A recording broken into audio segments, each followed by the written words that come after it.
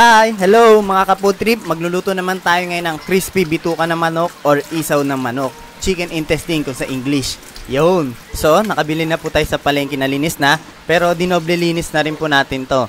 Tinanggalan pa rin natin siya ng laman sa loob. Meron pa rin kasi yung mga tira-tira. Tapos ngayon binabanlawan na lang natin siya ng tubig at titimplahan na natin siya parang pang adobo.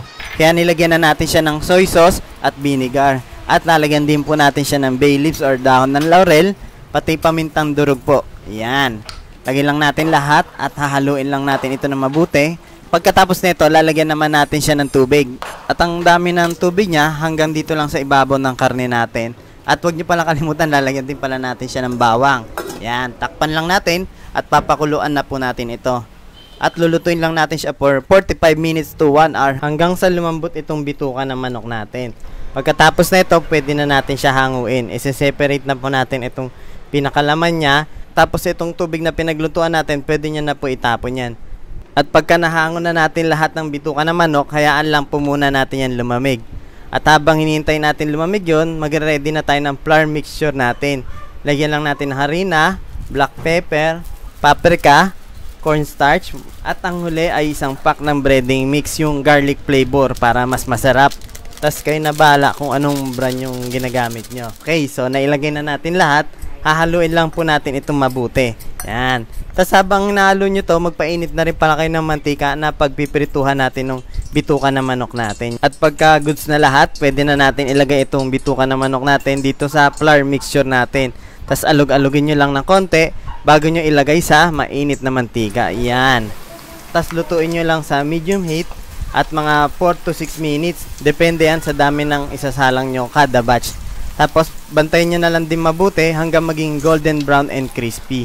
Bale, ito pala yung unang paraan or style ng pagluto ng crispy bituka.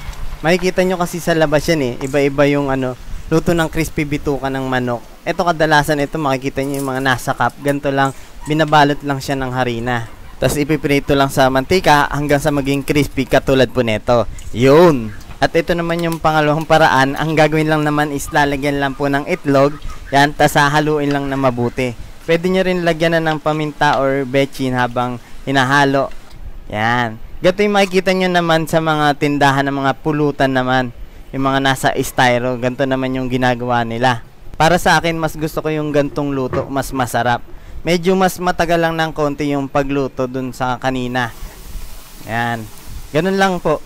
Pagka nabalot nyo na ng itlog, nahalo nyo na mabuti, lalagay nyo lang sa harina, tas ilalagay na sa mainit na mantika. Tapos, lulutuin nyo lang ulit hanggang sa maging golden and brown and crispy. Kung sakali pala na paghango nyo, hindi pa siya crispy, pwede nyo palamigin ng konti, tapos i-second fry nyo para sure na crispy itong bituka ng manok natin. Yun, luto na po itong dalawang klase ng crispy bituka ng manok natin. Ganyan na po yung itsura niya.